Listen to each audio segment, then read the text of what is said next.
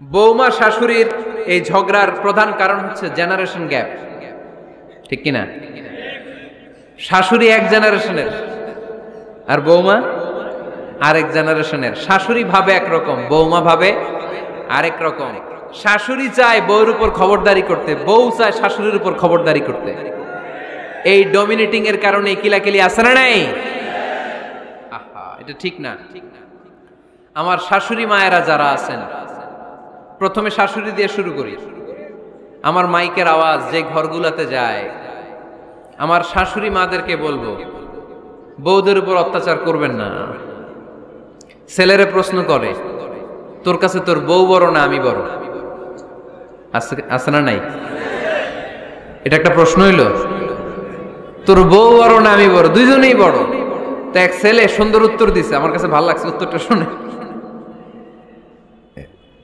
এক মা প্রশ্ন করছে, তোর এতদিন আমি লালন পালন করে বড় করলাম, জীবন যৌবন তোর জন্য শেষ করলাম, আজকে বউ পাইয়া বউ তোর আপন হয়ে গেল? এবার ছেলে উত্তর দিচ্ছে, মা, আমার মুখ থেকে মা ডাক শোনার জন্য তুমি কি কষ্টটাই না করছো জীবনে। 10 মাস আমারে পেটে ধারণ করলা, খাইতে পারো নাই, বমি করছো, খালি ওষুধ খাইছো, তোমার পেট কেটে আমারে বের করা হয়েছে, 2 বছর আমারে দুধ খাওয়াইছো, পেশাব পায়খানা পরিষ্কার করেছো। বয়স যখন 3-4 তখন তোমার আমি মা ডাকছি। এই মা ডাকটা শোনার জন্য তুমি এত কষ্ট করছো।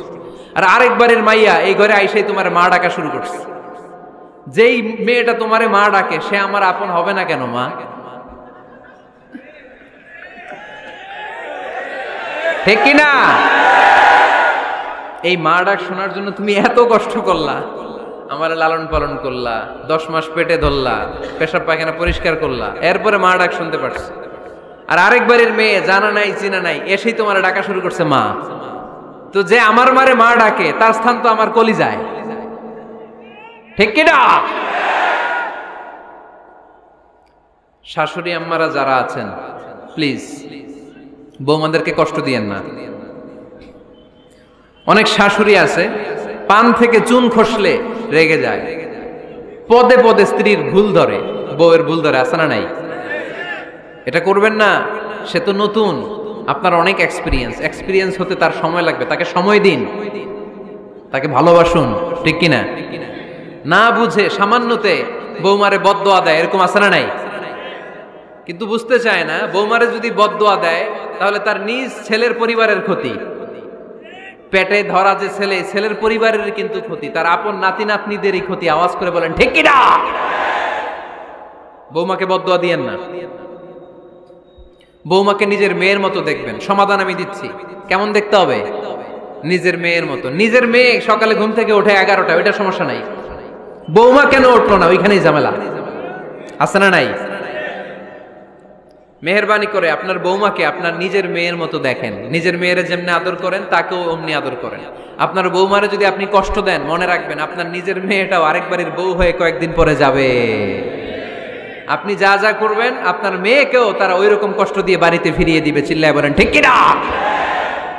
খবরদার, টিট ফর ট্যাট। ইট্টি মারলে পাটকেলটি খেতে হয়। এজন্য শাশুড়ি আম্মা জানারা যারা আছেন, বৌমার সাথে খারাপ আচরণ করবেন না মেহেরবানি করে। তাকে আপনি কষ্ট দিলে আপনার নিজের মেয়েটাও আরেক বাড়ির বৌমা হবে, সেও ওই বাড়িতে এই কষ্টগুলো ভোগ করবে। এগুলো যখন আপনি শুনবেন তখন আপনার চোখ দিয়ে পানি পড়বে কি পড়বে না? পড়বে। এবার আসেন বৌমার কথা বলি। বৌমা যারা আছেন মেহেরবানি করে, বৌমা যারা আছেন মেহেরবানি করে আপনার শাশুড়ি আম্মাকে নিজের মায়ের জায়গায় রাখবেন। আপনার বাড়ি ছেড়ে নতুন বাড়িতে আসছেন, তো এটাই তো আপনার বাড়ি। আপনার মা রেখে দিয়ে নতুন মা পাইছেন, এটাই তো আপনার মা। তো ওনাকে মায়ের জায়গায় বসাতে আপনার সমস্যাটা কোথায়? বৌমারা খেয়াল রাখবেন, আপনি আপনার শাশুড়ির সাথে যে আচরণটা করতেছেন, আপনার শেষ বয়সে আপনার ছেলের বিয়ে দেওয়ার পরে যে বৌমাটা আসবে ওই আচরণই আপনাকে ফিরিয়ে দিবে। The nature has its own return. প্রকৃতির একটা মাইর আছে, এটা শেষ মাইর, এটা শেষ খেলা। প্রকৃতির খেলা বড় খেলা। আপনি আপনার শাশুড়ির সাথে যে আচরণ করবেন, আপনার শেষ বয়সে আপনি একদিন শাশুড়ি হবেন, এটা মাথায় রাখবেন। ওই আচরণই আপনি ফিরে পাবেন। আওয়াজ করে বলতে হবে ঠিক কিনা? এজন্য 9 নাম্বার পয়েন্টস হচ্ছে মিউচুয়াল রেসপেক্ট। সবাই যেন সবাইকে ভালোবাসি, দোষ ছাড়া মানুষ নাই, সবার দোষ আছে, আমরা যেন একে অন্যের দোষ না খুঁজি। বৌমারা, আপনাদের কেন যদি আমার মাইকের আওয়াজ যায়, অল্প কিছু টেকনিক অবলম্বন করলে আপনি আপনার শাশুড়ির মন জয় করতে পারবেন। শাশুড়িরা আসলে বেশি কিছু চায় না, আগের জামানার মানুষ তো, এদেরকে ওইভাবে হাত করতে হবে। মাঝে মাঝে একটু শাশুড়ির মাথায় তেল দিয়ে দেন, চুলে তেল দিয়ে দিবেন আর কি, মাঝে মাঝে চুল আশ্রয় দিবেন, এগুলো কিন্তু খুব পছন্দ করে শাশুড়িরা। ওনার প্রেশারটা একটু মেপে দিবেন, ডায়াবেটিক্সের ওষুধটা খাইলো কিনা সময় মতো খোঁজ নিবেন, কি পছন্দ করে খেতে একটু রান্না করে দিবেন। যেই বক্তার ওয়াজ শুনতে পছন্দ করে ওই বক্তার ওয়াজগুলো ডাউনলোড করে শাশুড়ি আম্মাকে দিবেন, ইসলামী বই দিবেন। দেখবেন বয়স্ক নারীরা মাহফিল যেতে খুব পছন্দ করে, ওয়াজ শুনতে খুব পছন্দ করে, নবীদের কাহিনীগুলো শুনতে পছন্দ করে। বসায় বসায় একটু কাহিনীগুলো শোনাবেন। বাইরে বেরোলে জিজ্ঞেস করেন, আম্মা আপনার কিছু লাগবে কিনা। আর একটা টিপস আছে, চুল যখন আশ্রাবেন আর শাশুড়ির মাথায় যখন তেল দিয়ে দিবেন তখন অতীতের কথা জিজ্ঞেস করেন, দেখবেন অতীতের স্মৃতিতে হারিয়ে গিয়েছে আপনার শাশুড়ি। কি জিজ্ঞেস করবেন জানেন? জিজ্ঞেস করবেন, আম্মা জান মুক্তিযুদ্ধের সময় আপনার বয়স কত ছিল? ওই সময় মুক্তিযুদ্ধের সময় আপনাদের এলাকায় কি কি হয়েছিল মা? আরেকটা প্রশ্ন করবেন, মা বিয়ের সময় আপনি কেমন ছিলেন? ওই দিন দেখবেন বুড়ি আর বুড়ি নাই, জুয়ান হয়ে গেছে।